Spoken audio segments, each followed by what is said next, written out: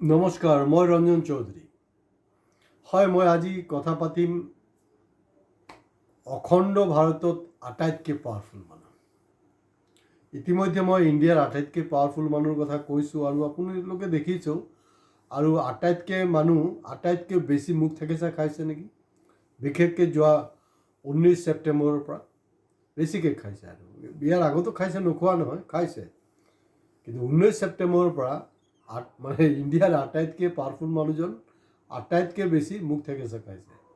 বা দিনটো এনেকুৱা হৈছে এতিয়া যোনে তোনে গালি পাৰি আছে।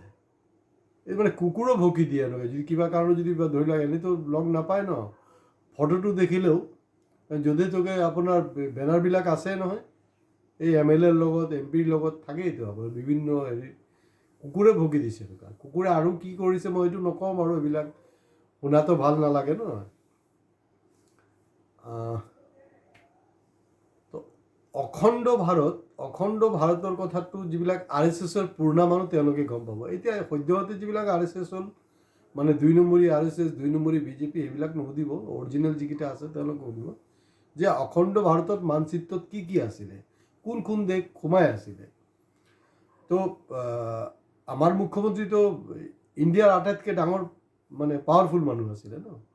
আৰু অখণ্ড ভাৰতত আটাইতকৈ পাৱাৰফুল মানুহ কিন্তু জুবিন গাৰ্গ। আৰ এইজন তো জীবিত অৱস্থাতে কৈ আছে মই আটাইতকৈ পাৱাৰফুল বুলি।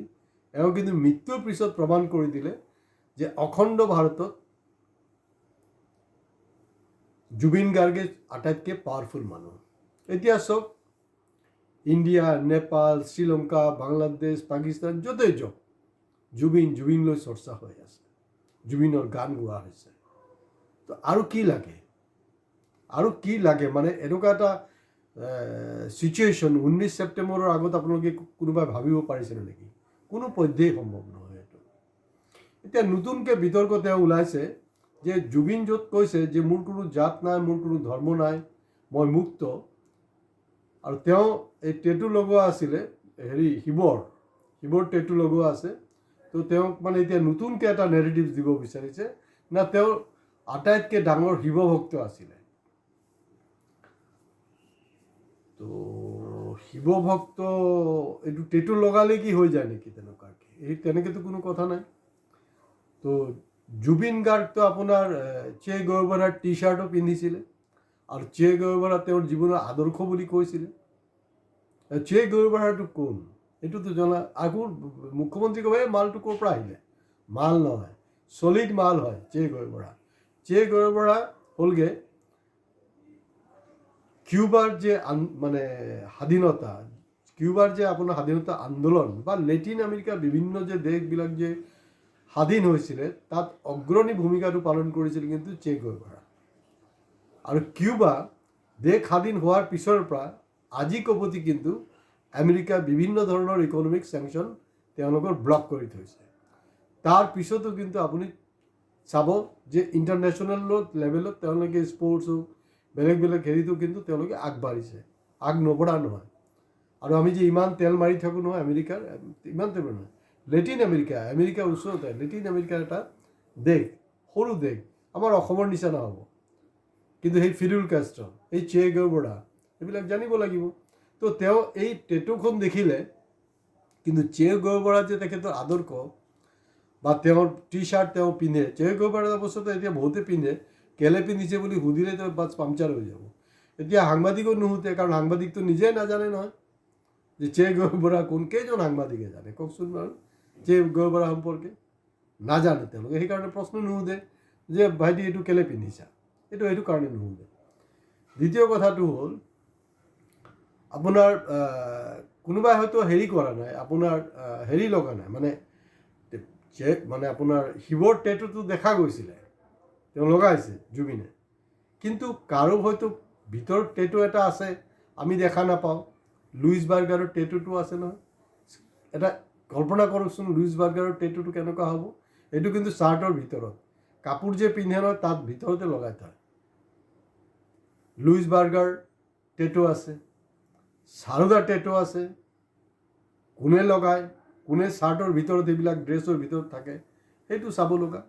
তেওঁ আৰু নতুনকৈ এটা বিতৰ্ক এৰি দিছে। এয়া হ'ল যে বাওঁপন্থীবিলাক জুবিনক মানে হেৰি কৰিব, তেওঁক মানে নাস্তিক এনেকুৱা বনাব বিচাৰিছে, এনেকুৱা নহয়, বেলেগ ধৰণৰ মানে বামপন্থীৰ কথাটো ওলাই আনিলে।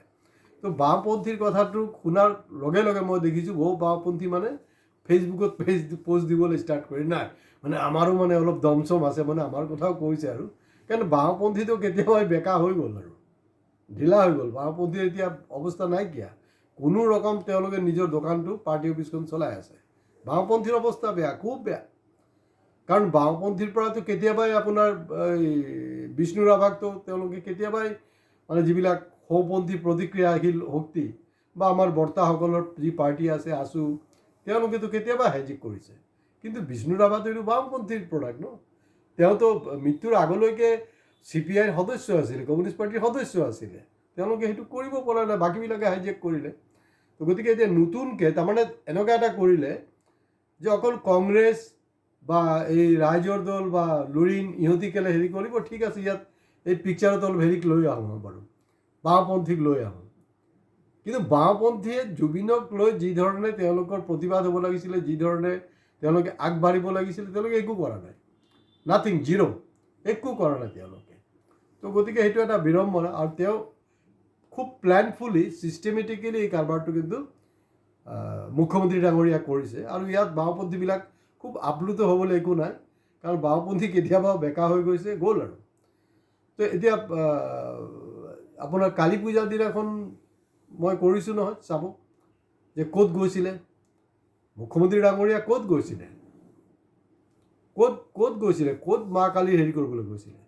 গতিকে মই মানে মোৰ মুখৰ পৰা কি হয় নাজানো, কি কথা, এইটো জুবিন গাৰ্গ বুলি নহয়, মানে কোনোবা যদি নাম লওঁ তেতিয়াহ'লে জয় শিৱ শংকৰ, বজৰংবলী বা মা দুৰ্গা এনেকৈ, কাৰণ মা দুৰ্গাৰ লগত মোৰ এটা বেলেগ সম্পৰ্ক আছে। মই সেই সম্পৰ্কে আপোনালোকক ইয়াৰ আগতো কোনো এটা এপিছ'ডত কৈছোঁ, নোকোৱা নহয়, যোৱা বছৰো কৈছোঁ।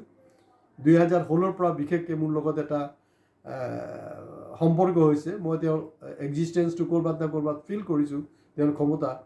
তো গতিকে এই যে কালী পূজাটো আপুনি চাব, মা কালী যেতিয়া মানে মা কালী হ'লগৈ দুৰ্গাৰে আৰু এটা ৰূপ।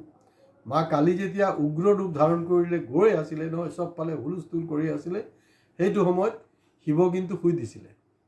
আৰু শিৱৰ গাত যেতিয়া ভৰিটো থলে, তেতিয়াই শিৱ দেখিছে যে মোৰ গাত যেতিয়া ভৰিটো দিম তেতিয়াই হয়তো তাই ঠাণ্ডা হ'ব, আৰু ঠিক তেনেকৈ ঠাণ্ডা হৈছিলে। গতিকে এই যে শিৱৰ টেটু লগোৱা, শিৱ সম্পৰ্কে ব্যাখ্যা, সেইবিলাক আপোনালোকে ক'বলৈ নাযাব, কেঁচুখানতে হাঁহ ওলাব।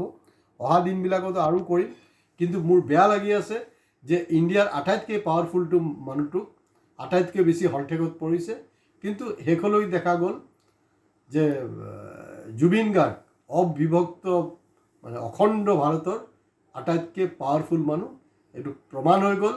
গতিকে ইণ্ডিয়াৰ আটাইতকৈ পাৱাৰফুল মানুহ ঘণ্টা কোনো পাত্তা নাপায়, অলপ সামলি আগলৈ চলক, নহ'লে বিপদ আছে। নমস্কাৰ, আজি ইয়াত শেষ কৰিছোঁ। ভিডিঅ' ভাল লাগিলে শ্বেয়াৰ কৰিব, কমেণ্টছ লাইক কৰাত বা ছাবস্ক্ৰিপশ্যন কৰাত কোনো ধৰণৰ কাৰ্পণ্য নকৰিব।